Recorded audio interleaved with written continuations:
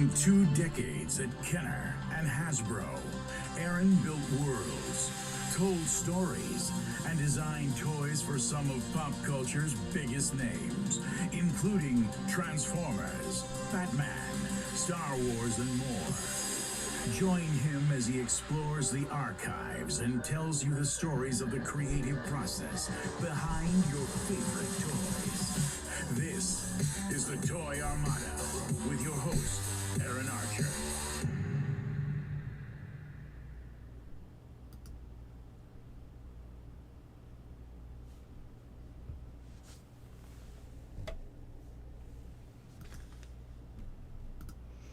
All right. Hello, hello. Everything seemed to be working. Hope that was fun. Bunch of us here already. So welcome to the Toy Armada, Friday Night Live. I've had a decent day. I'm rested. I'm weeks away from my next con, so I'm not stressed out. So, hey, I didn't really have anything prepared, so we're just going to have an open discussion. We've had a lot of good conversations the last few months. So, I figured I would leave it open to everybody. So, let's see who's here. We got Matt. How are you? Coltron. Shattered Trousers. How are you? TF Formers 2002, Architelos, Jetstorm 39, El Kevo, David. Got a good crew. Hey, Justin, how are you? Good to see you tonight, or on your side of the country this afternoon, I suppose. So, yeah.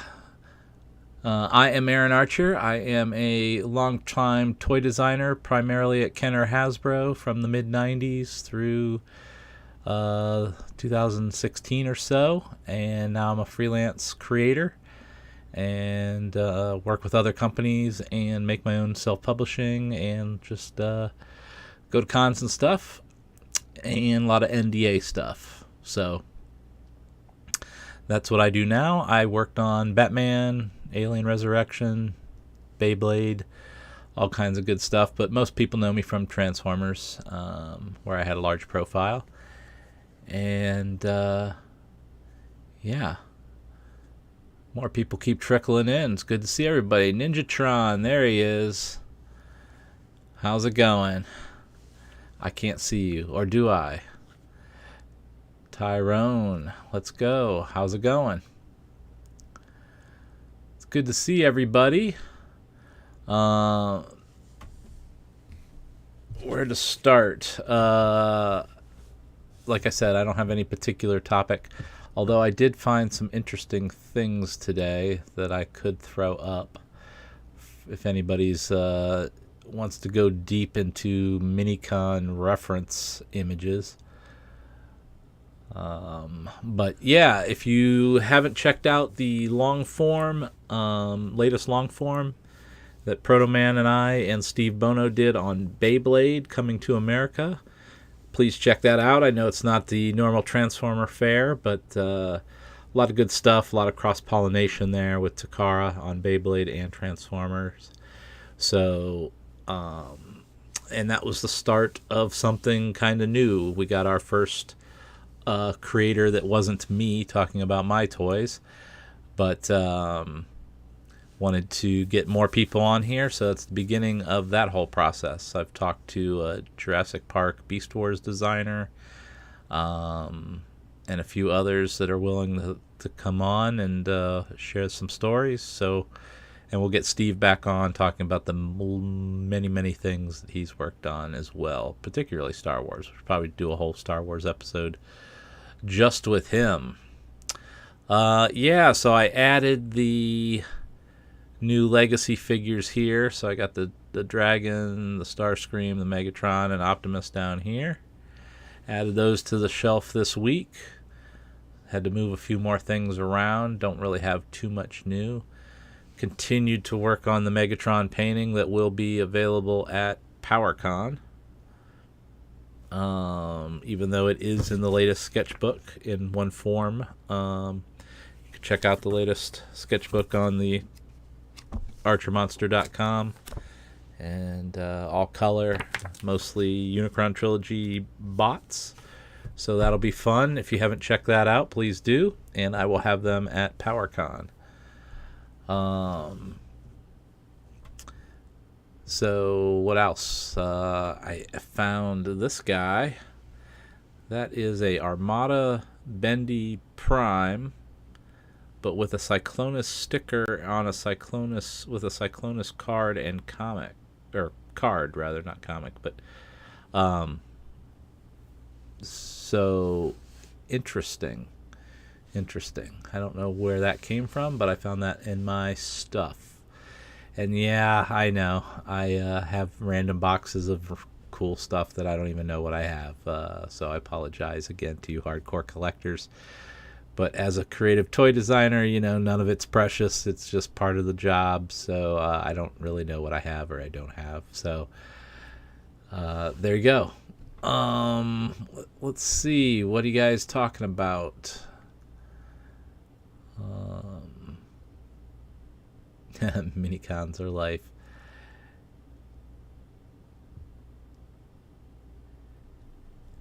Did we see anything from Darren Aronofsky's Batman Year One movie concepts? He said that the toy company was angry because the Batmobile was just going to be a Lincoln Continental.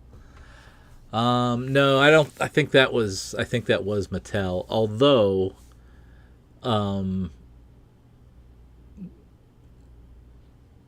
it depended on each individual. I would say this across all the movies I had contact with, or Hasbro had contact with, depending on the production's kind of relationship with Hasbro and or particular people, if they just vibed, was really whether or not you got information early. Toy companies were not always the front of the line, if you know what I mean. Oh, thanks, Justin. Yeah, Beyblade. That was fun to talk about. Fun to talk about something that, I didn't, totally, I could pull it out of another designer. Hear somebody else's stories. What was Hasbro's development in Robots in Disguise 2001, aside from adapting show and toys for America? That was it. The show was complete. That was before co-development. Good question, CD Freedom. So they independently made that show for their market and product for their market. So when we needed a kind of what I call the stopgap between when we decided to finish Beast Machines and not go forward with Trans Tech, that kind of filled the void. So Transformers didn't disappear for a year. But we didn't have any involvement at all in the animation or any of that.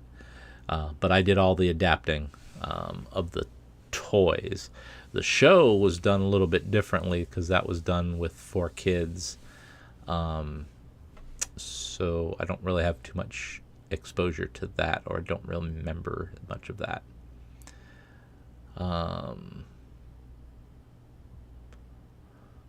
Cool, Ninjatron. Yeah, we try to make the long-form episodes evergreen and entertaining in the toy business. I don't talk about individual toys. We talk about how people were thinking and the vibe. So hopefully they're always interesting to listen to and,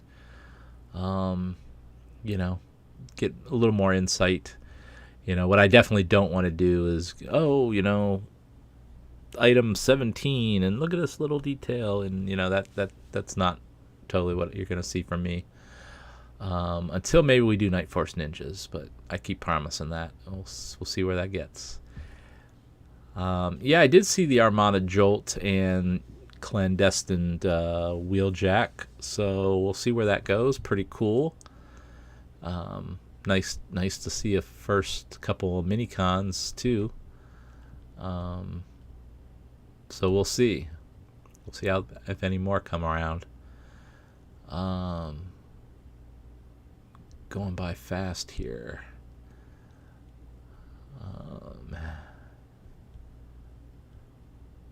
Oh, hey, Claudio. How are you? Cheesier. Got the whole crew. Um, have to say that I feel like you came in on your own as a host interviewer in a last long form. You steered conversation very well. Oh, yeah, so well. Proto-Man seemed to step out of place at times. I re-listened to that El Kevo, and yeah, I know what you mean. Although, Proto-Man is so deep in Transformer stuff that he knows how to pull it out of me, and he knew that I was in the same position for Steve because I didn't work on Beyblade, so but I was there and I had lunch with Steve every day for damn near 18 years. So I knew what was going on. We'd gripe about good meetings, bad meetings, individual issues, safety, scheduling. We'd kind of sit there and gripe on top of my Transformers relationship with Takara. So I was able to, kind of pull some of that stuff out that because I was there and remember the vibe and thought that was interesting. But thanks for saying that. I appreciate you. Jetstorm39, thank you for the super chat. $2, appreciate it. Again, I appreciate the super chats. I'm a independent freelance guy, so that helps keep this enterprise afloat and going and keeping me with equipment and whatnot to do what I'm doing here. Do you plan to attend TFCon Orlando in October? I do indeed. So I will be there. Talked to Colin at TFCon Toronto and kind of confirmed that with him. I don't know when he'll formally announce that, but I do plan on being there.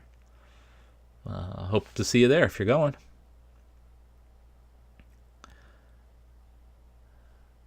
Streaming going through those boxes may be fun. Yeah, maybe. I got stuff all over the place, little bits of ephemera and everything else. It's kind of odd, the stuff I keep finding. Which characters' toys from Cybertron would you say were your favorite to work on? Your contribution to the world of... Whoa, that skipped ahead, sorry. Transformers was incredible. Oh, thank you. I appreciate that.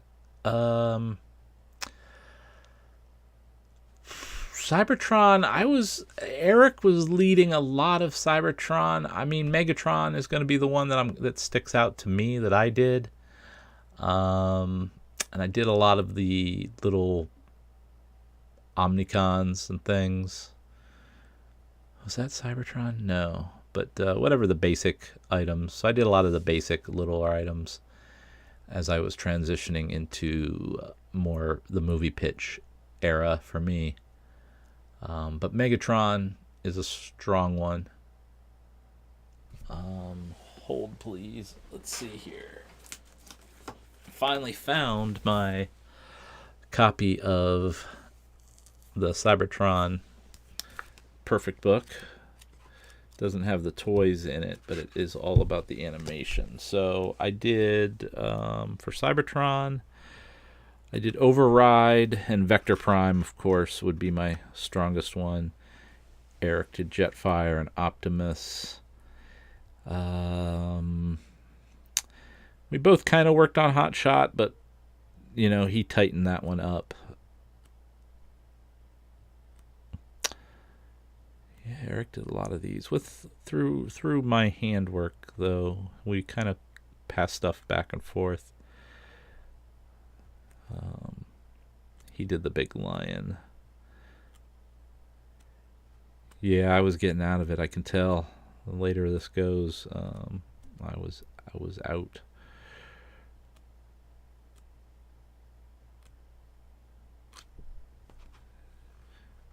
Yeah, Starscream. Yeah, so those would be the highlights.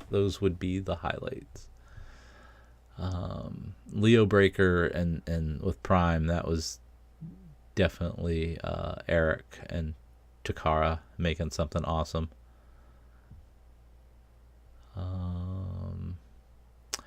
I don't know if did Saban own 4Kids then, or did he buy 4Kids? I can't remember how that went back and forth, back and forth.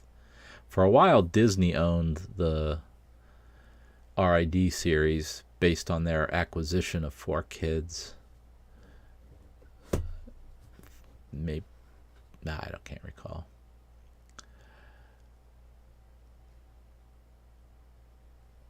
Yeah, Scavengers first episode. I like any robot with a cape, or a cloak. That stuff's fun.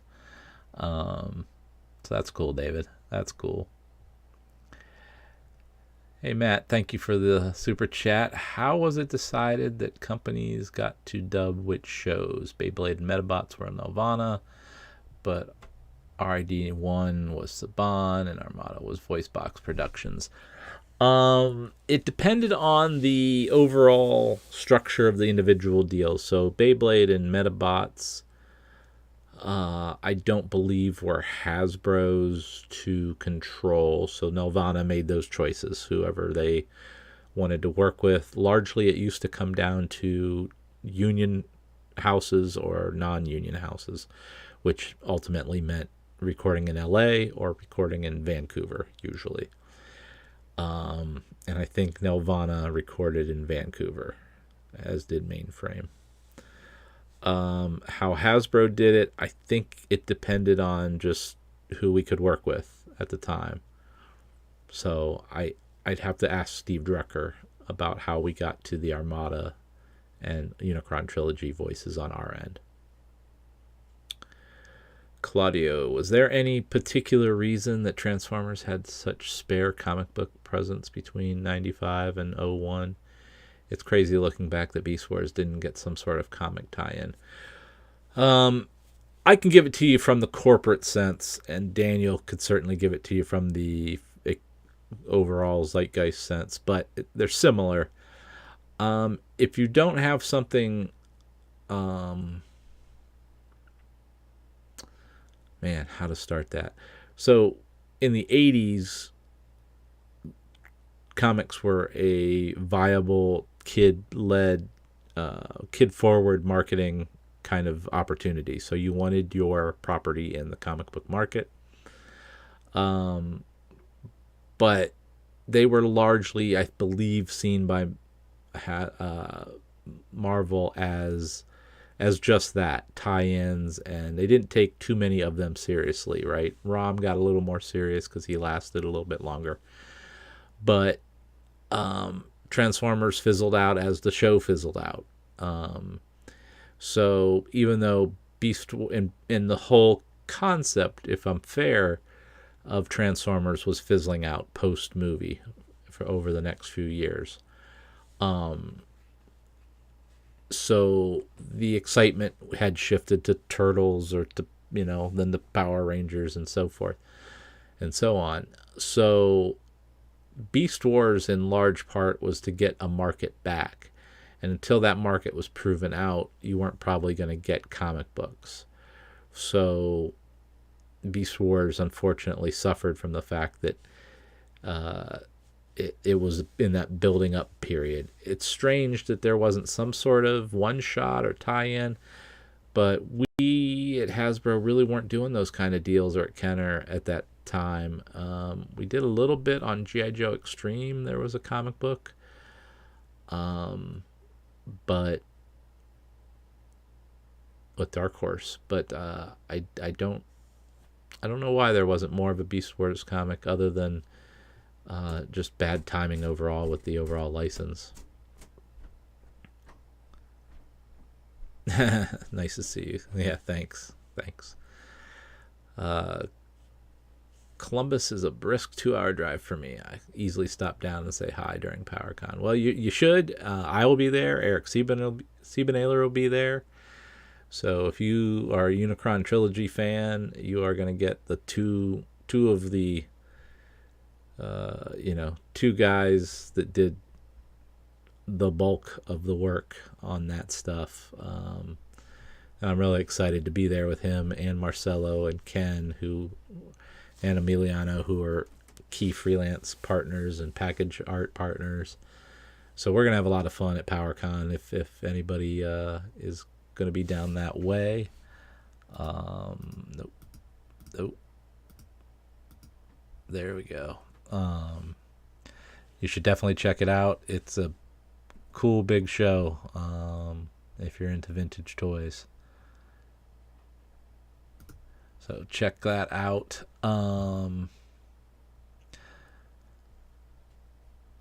So yeah, hope to see you there. Wow, it really jumped on me again. Got the new art book today. Your take on Buzzsaw was great. Thank you. Thanks. I appreciate you picking that up. Anybody can pick it up at the website. It's been selling really well, so I appreciate that. Since I got back from TFCon, I've been signing and sketching in a lot of them. So I kind of do a sketch on the inside, that kind of style. And then again, it's full of a lot of the art you see on my Instagram, ArcherMonster_creative. So check that out. I appreciate everybody who has picked that up. And the first one is sold out at the moment. With the Unicron trilogy, Optimus Primes, do you guys plan out all their add-on figures ahead of time? Overload, Wing Saber, and Omega Supreme. Takara must have, yeah, and or calculate certain things with where they put the screw bosses and the different elements that they latch onto. That's largely Takara engineering. Like I always say about the add-on figures, that was largely a co-development obligation that we signed up for at Hasbro, because it really tied into the Japanese model of release and need and price point. So that's why you don't see a lot of Wing Sabers. Not only are they end-of-line figures, but the idea that someone would have a high-priced Optimus and then want to buy a high-priced add-on just seemed like a bit much back then. So we didn't do it too often. So were they designed afterward to interact with the base Optimus? So they were designed after the fact, latching on to key metric points, where they must have left space to figure it out later. They wouldn't have been all designed at that time. Hey Michael, welcome back. Thank you for the super chat. You said the US audience was more gluttonous than the Japanese audience. What, if anything, was different about toy company structure or work life? Related to the gluttonous part, or the biggest thing is the Japanese side of things. They can make what they want to make and kind of roll with it in their market, and we have a lot of government oversight. So those things were different related to Beyblade, or Transformers. Related to the gluttonous is just the market we consume. Our markets, the Hasbro markets, it's just a large part of the global population. So when compared to the islands of Japan and a few other smaller markets that they have, South Korea and Singapore and some places, not very big. So we just always were grinding through their stuff very fast. Work-life balance was pretty much the same. Creative people like to work on creative stuff, and if you're inspired to be working, you'll work late. If you got a crappy boss, you'll want to go home or meet up with your buddies at a bar. It's very, very similar that way. Hope that answered your question, Michael. Give me more info if you like. How different was working on something like Transformers Armada versus superhero stuff like Batman, Total Justice? Well, totally different type of product. Every product line has its own focus on what it's trying to promote, whether it's a story or a character or a feature set. In action figures, it was about buying a bunch of them, setting them up, telling stories, and those projectiles largely at Kenner, and things that you pushed buttons and things happened. So the figures were simpler. They were back in the mid 90s. I mean, we did a lot of, deco sheets that had less than 16 paint ops. Seems ridiculous now. Yeah, there are Star Wars figures that have 16 paint ops on their head. Probably lightsabers that have 10 paint ops. So just a very different world as far as how the money was spread around.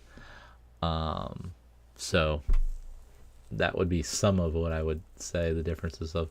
And then Transformers Armada, I'm leading a franchise trying to understand characters and story use and trademarks and everything else. Whereas Batman, that's all done by Warner Brothers. So you're just focusing on interesting toys. Were there any Japanese original Transformer figures or design that you used or wanted to use as inspiration in the Unicron trilogy? Yeah, there's a lot. I don't know them off the top of my head, the names of them very well. But I was inspired by everything I saw over there. I mean, it was the first time I was going over there, so I was just taking it all in, and it was all hit me hard and came out through Armada in a lot of strange ways. How's it going? I'm not even going to try to pronounce that, but hello, welcome back.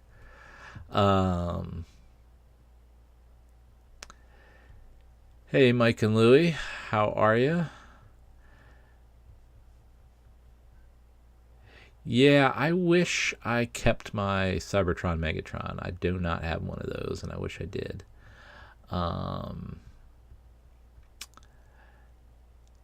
I didn't keep as many things as I thought I might. You live with this stuff a long time in your office, in your basement, or your garage, or wherever. And after a while, it's always in the way, and you just move on.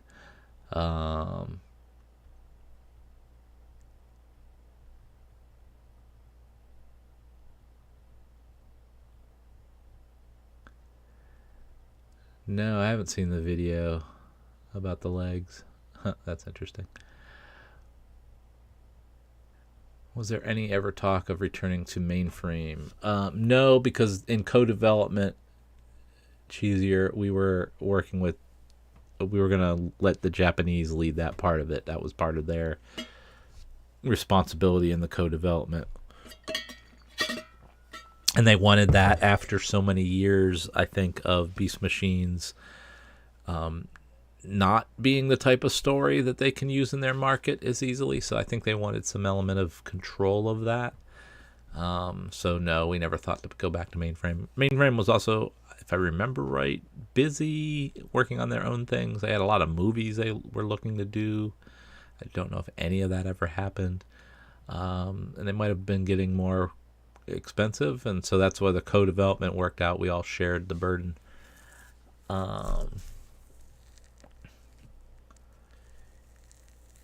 Anthony Gowd said at BotCon 96 that the Beast Wars comic was a potential at Dark Horse. Yeah. I'm sure it got discussed, but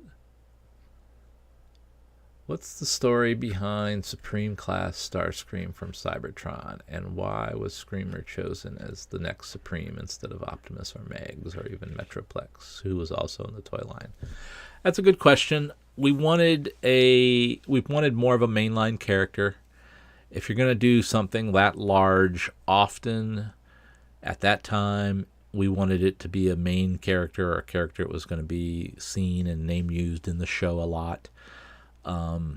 Now they've gone to the Ark and the Nemesis for some of that kind of scale, and they're trying different things.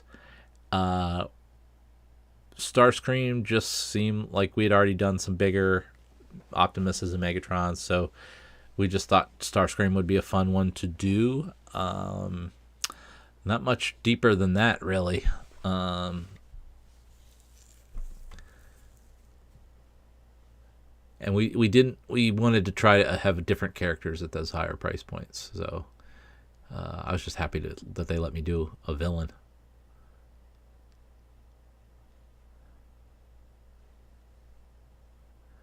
What was it like at Hasbro working on live action and animated toy lines at the same time?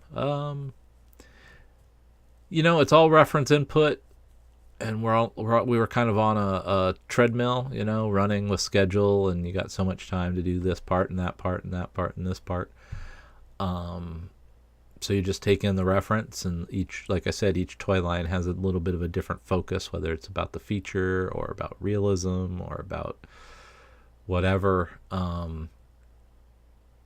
So it's not too hard to do them at the same time.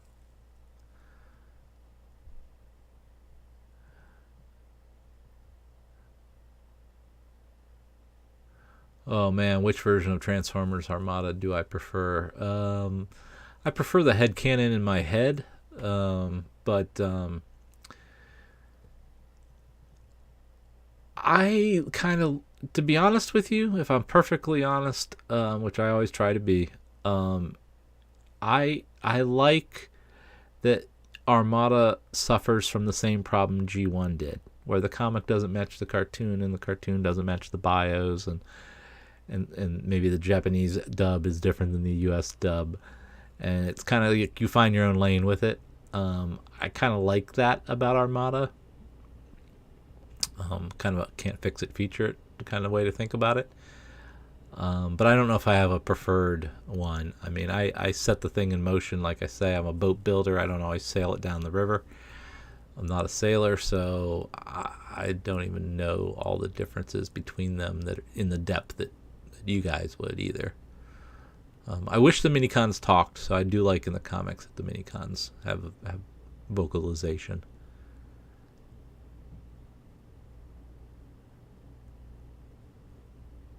Yeah, Utah probably doesn't get a lot of cons. Sorry about that. I'm jumping around here.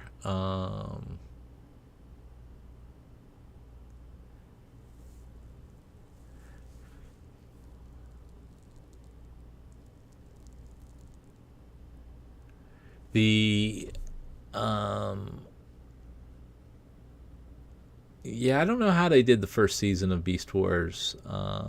They did have the other head. I'm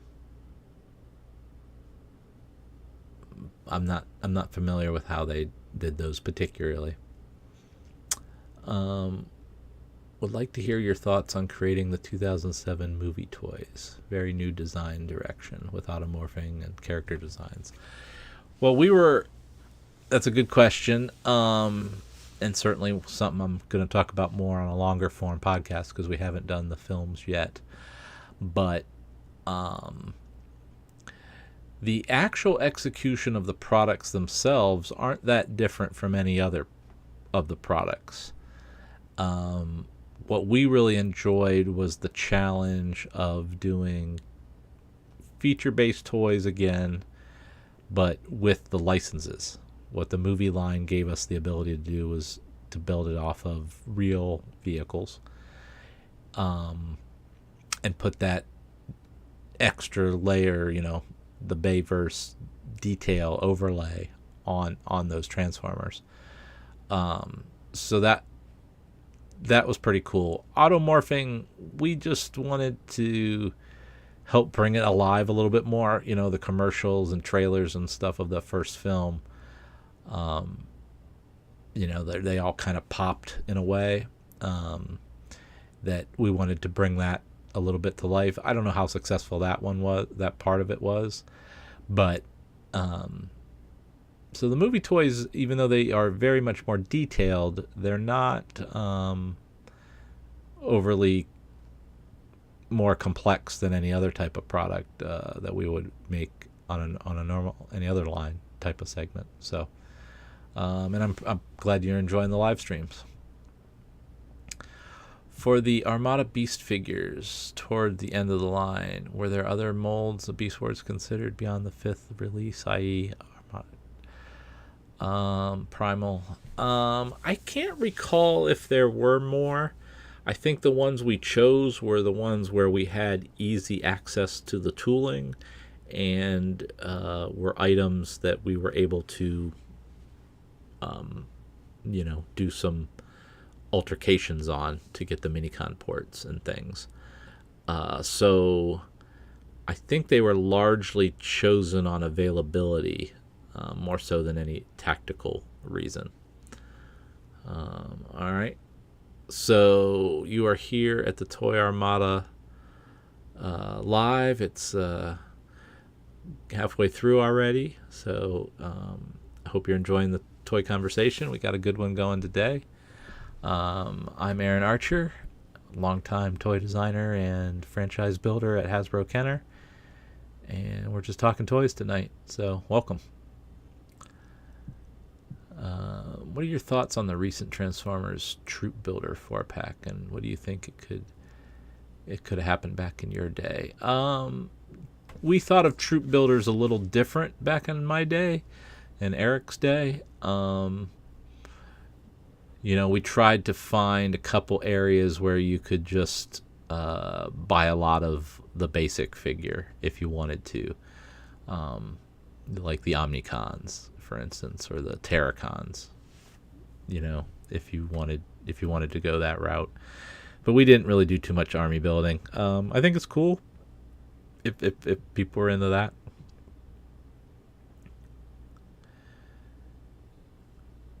Yeah, well, you've said Armada Jetfire was inspired by Galaxy Shuttle. Yeah, Galaxy Shuttle and the Armada Space Shuttle. Or Armada Space Shuttle. The Armageddon Space Shuttle. I just met those pictures with the guys over there, and you seem like they had a good time. They're big Transformer fans and creative, like I would describe you as an artist first before work. Oh yeah, we had a great time over there. A lot of respect. Everybody wanted to succeed and make good product. It was working on Transformers particularly, and like Beyblade in the latest long form. You're kind of working with another company. You're disconnected almost from the Hasbro system of things, because you don't need Hasbro's model shop as often. You don't need their sculpting at all, perhaps. Maybe photography is already done, or artwork is negotiated and already done. So it can just be very different and isolating in its own way. So when you're over there, you really bond with those guys, and we're all in it to win it, and they got pride, and they want to show what they can do. So we had a great time. Cybertron Megatron transforms into a gosh dang Batmobile. Yes, it does. Pretty much does. It's also a little bit informed by the anime, the race car anime, Mach something, I think it's called. I'm terrible with the names, but it's all really cool, futuristic F1 cars. Hey, Horned Owl, how are you? Glad you can make it. Whoa. Sorry, folks. Everybody's talking. That's a good thing.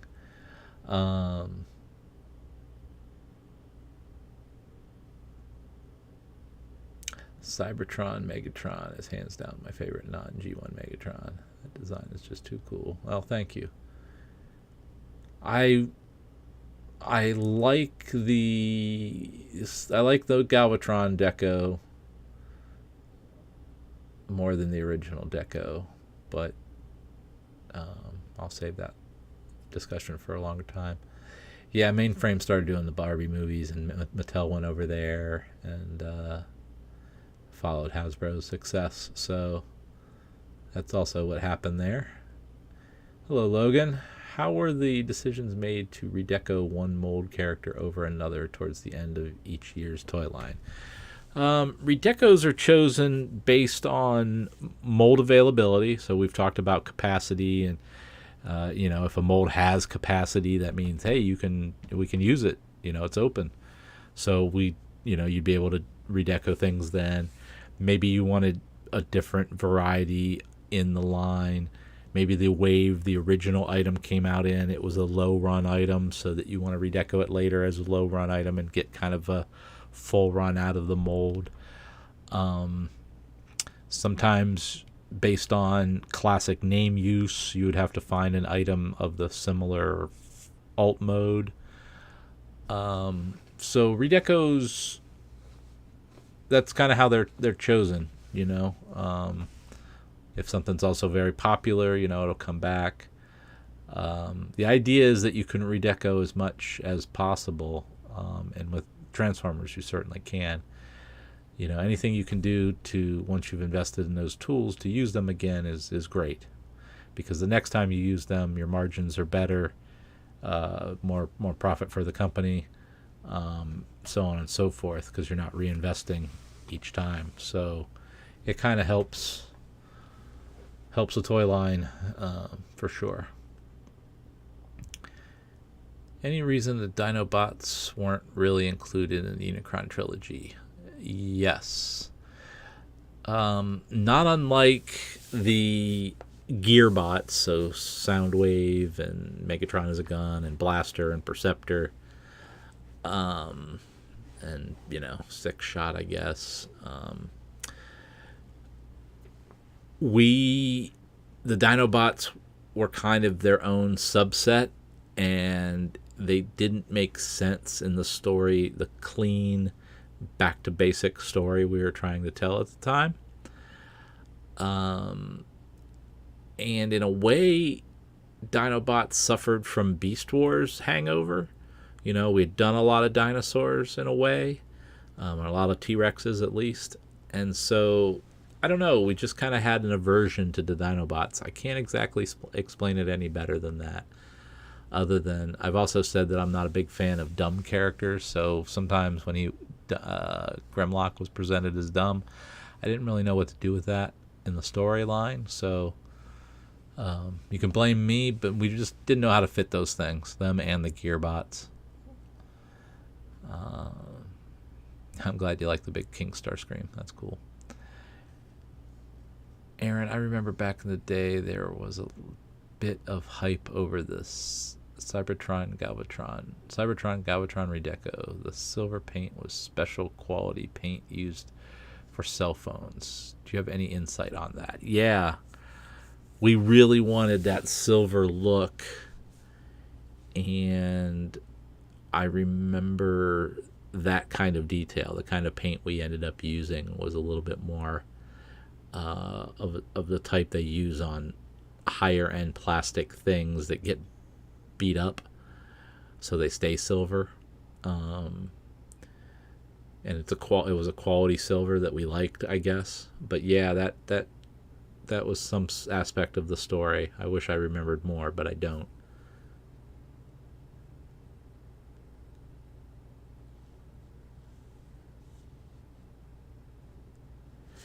Why don't they include the judge's wig? Well, they don't really think that too many people are going backwards.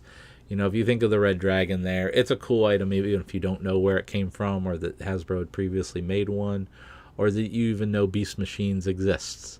You know, it's just a cool item. So anytime an item gets a little too specific to a particular episode, you know, I'm thinking of Grimlock with the apron, stuff like that, maybe Starscream with the crown. And you really have to rely on the people knowing the media. You know, it can be a deterrent sometimes. You know, oh, I don't know what that's from. I'm not sure I should get that. You know, or I didn't like that episode. I'm not getting that. So sometimes that's a factor. I don't know if a judge's wig would have added any sales, to be honest. I love Transformers Armada, including the show and the toys. Well, thank you. I appreciate that, especially since your name is Transformers G1 Fans Forever. It was fun doing. Yep, cheesier. Yep, the New York area gets a lot of cons for sure. All the way up to, you know, Providence if you wanted to go, or Philly down that way. So yeah, you guys are good.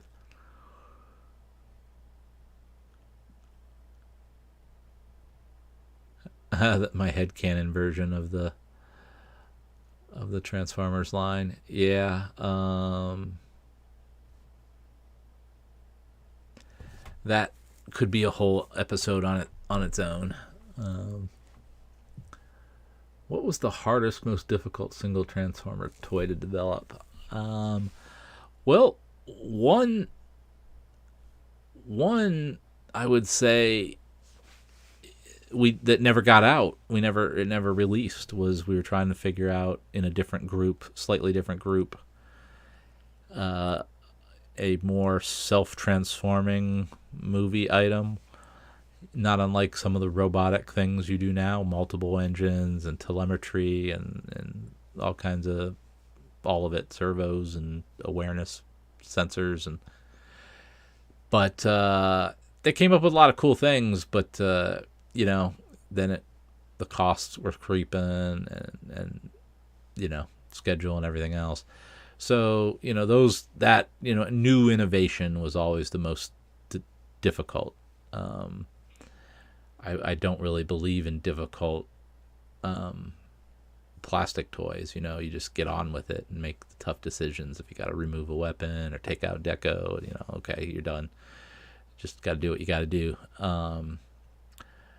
So that self-transforming Optimus would have been the most hard to develop. And then after that, it's concepts, trying to come up with like bot shots or bots, sell in something completely different or new that no one's seen before, and or animated a whole new look. Those kind of challenges are the bigger challenges, because once you have that locked, then just making the toys is pretty straightforward. Thanks for the question. Hey Aaron, I've caught the stream on my 10-minute afternoon break. Well, I'm glad you did. I hope we're talking about some interesting stuff for you there. Appreciate you. Hey Callum, how are you? Yeah, I'll be here this week and next week, and then I'll be at PowerCon the following week, and then I'll resume the regular schedule up until the TFCon. Claudio, do you have any insight about the supposed 90s aliens Saturday morning cartoon? No, I do not know anything about that. This is my first time watching the live stream, Aaron. How did Hasbro decide what designs to go with Optimus Prime and Transformers Armada? Well, the way Hasbro does it is they have groups, and they left the individuals on those groups to execute the products the way they wanted to. So largely those decisions were made by me and Takara to detail Optimus Prime out however we thought fit at the time. So yeah, that's how we came up with it. So Thundertron is a Liger from Zoids, Jetfires, a Valkyrie from Macross. Are there any other design robots inspiration from it? Yeah, I talk about I never get its name right. There is here we can have a lot of fun.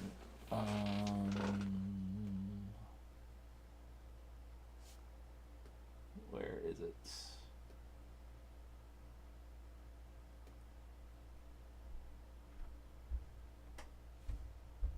Who moved my Godzilla books? Unbelievable. Maybe it was me. Let's see here. In Energon, I believe, one of the basic vehicles was a kind of radar tank kind of thing. And it is right out of an old Godzilla Japanese Defense Force kind of vehicle. Let's see if I can find it, if this is the right book even. Sorry, this can't be very interesting for everybody.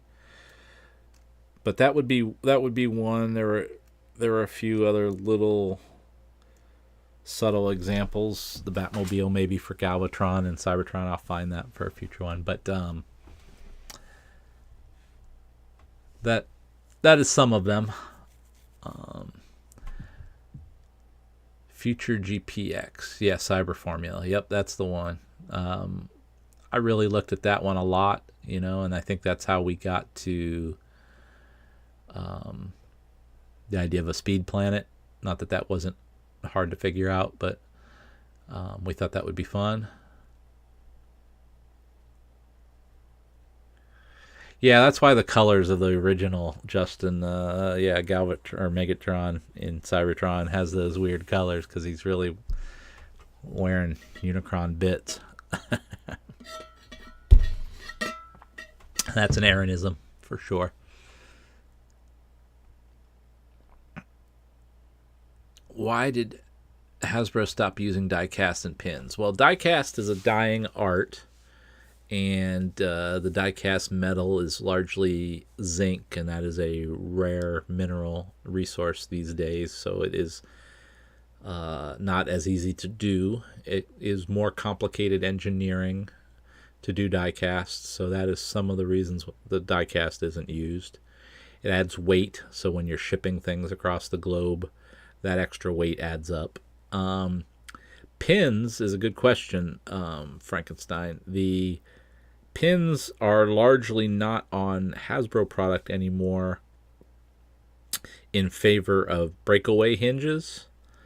Often, what the pin will do, if you overextend the elbow, for instance, that's pinned, you run the risk of breaking the hinge, the tabs that the pin is connected to. So they rather go with the dimple technique, where if you overextend it, it'll just pop off and you have the ability to pop it back on.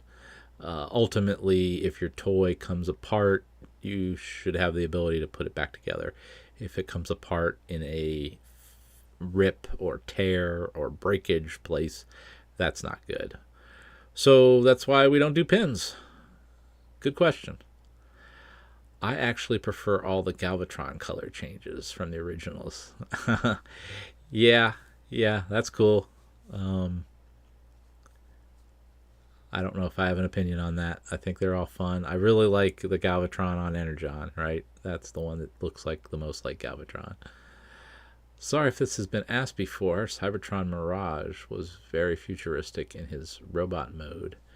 Was any part of his design a carryover from Transect line, or was he just awesome design aesthetic of you guys? Cybertron Mirage. Hold please. Let me figure out before I mouth off here. Make sure I'm getting the correct item in my head.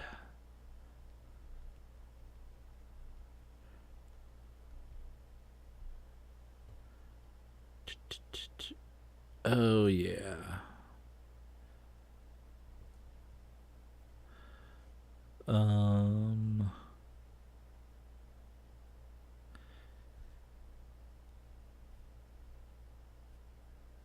Huh. I don't know if the same one's coming up. We're not talking about Clocker, right?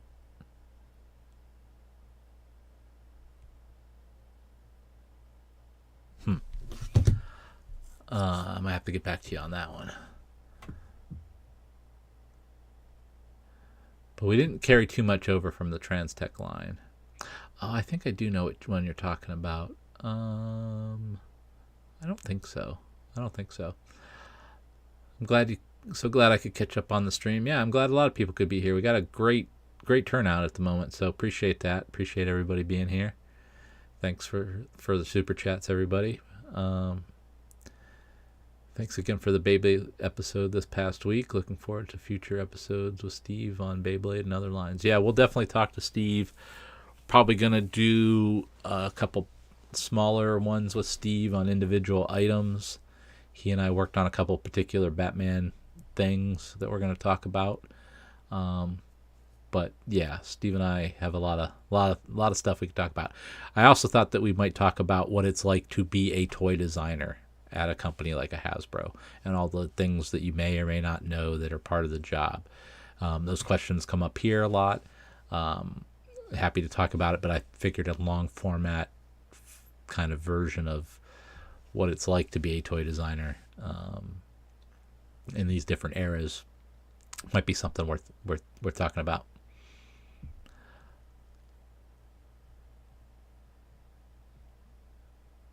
Thanks for recalling so much as you do. I hope more will come back whenever you give Cybertron Mirage go. Yeah, I got you.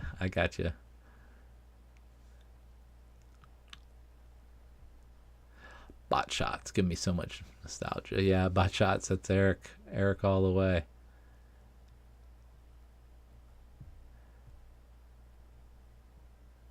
Whoa.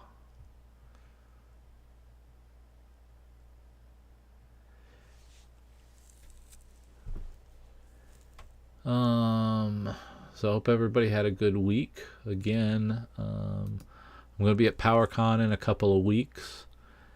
If you have any interest or ability to get there, it's a cool. It's a pretty cool show, and a lot of guests. A lot of cool people going to be there. Worked on a lot of stuff. So that's a lot of fun. And then I have the sketchbook up for sale at Transformers or ArcherMonster.com. I can draw your favorite character in it for an added fee. But they're going pretty well. I'm having fun. They're glossy paper, so I'm having fun drawing with the Sharpie in them. And I got plenty of them, so check it out. Check it out.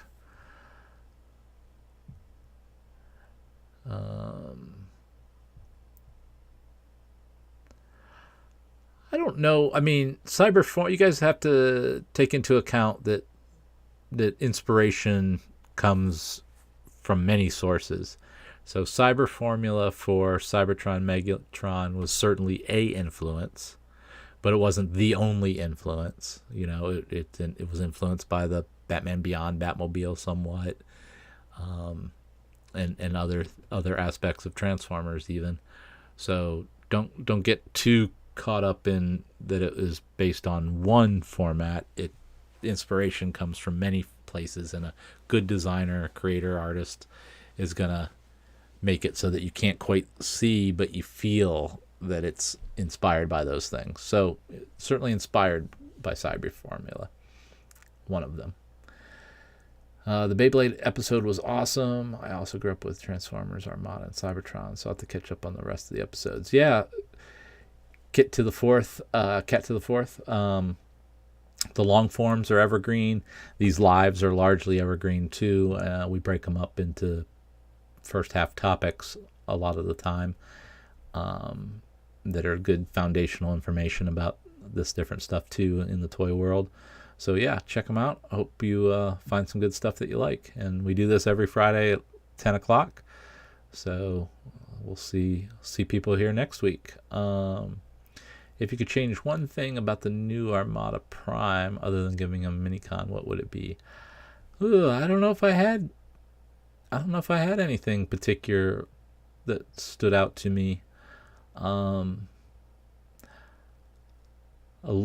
This might be the smallest gripe ever, but I was kind of bummed out. It didn't look like the shoulder stacks could combine to be a pistol like Bendy Prime's.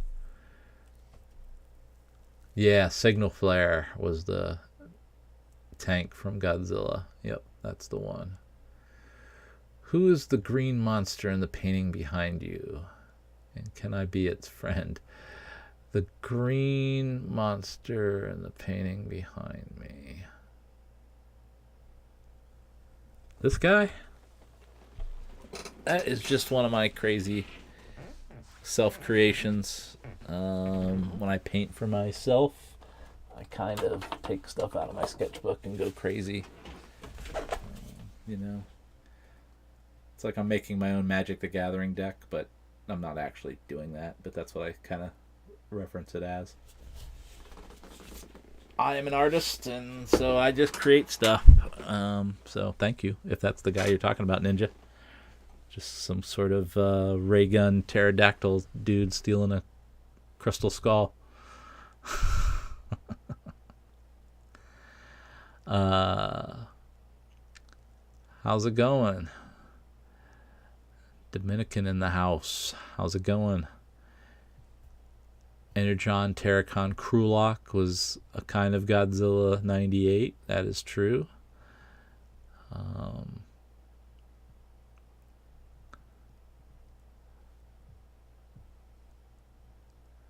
What are your thoughts on Transformer Legacy line redoing the Transformers Armada toy line? I think it's great. These characters, we put a lot of time in creating them and giving them life, and it was a big splash when Armada came out, so we know there's a lot of fans there. So I'm glad that they saw, potential in those characters. They're beloved, I think. Hot Shot and Starscream and all those of that era, are pretty interesting. So I'm happy that they do them, and happy that they can be articulated in better ways than the feature-based products I made. So, very cool. Energon Mirage was the speedboat. There wasn't a Cybertron Mirage. Yes, that is true. How's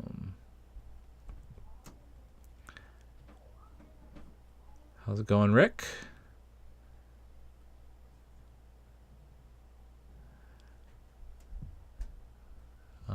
Let's see. So we're going to finish up here soon. Appreciate everybody coming tonight. Good to see everybody. Appreciate the super chats. Michael and Matt. And Jetstorm39. Thank you. There was a triple changer beast in the Animorphs Transformers line. Yeah. Yep. I don't know if there's a question in there.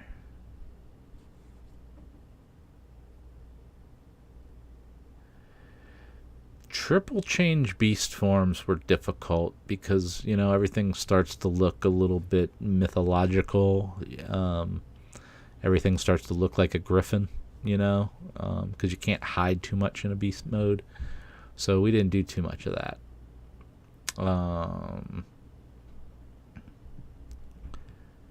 Do you think there'd be any possibility that they make a new figure of the three-headed dog? I don't know. I don't know if that is an option, but that's the kind of thing that if a creator of a new show, a game, or something was really a fan of that character, they'd want to recreate it, and it's ripe for recreation. So I wouldn't put it out of the realm that it could happen, but it's I don't know if it's gonna jump out at somebody first thing. Hey Justin, I appreciate that. Thank you. I'll do a nice little sketch in there. Well, thanks, Coltron. Yeah, I enjoy doing this on Friday night. It's it's a good time. You guys ask good questions. We have a good open discussion, so it's always fun. Next week I'll be more buttoned up, I think, with some. I'll probably do the Minicon reference next week. I'll do a. You want a sneak peek? Let's see what I got here.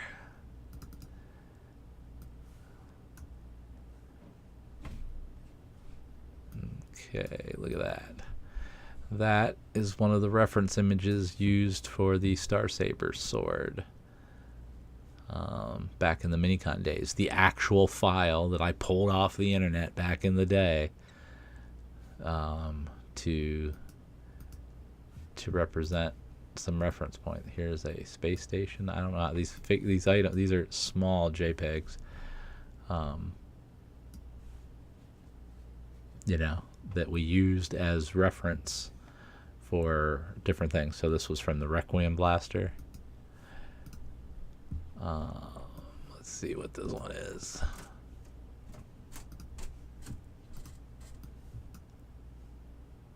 Huh.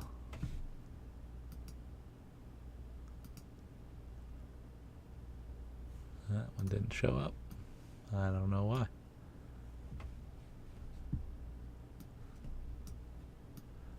Let's see. Well, you get the idea. So that is what I'll be showing next week.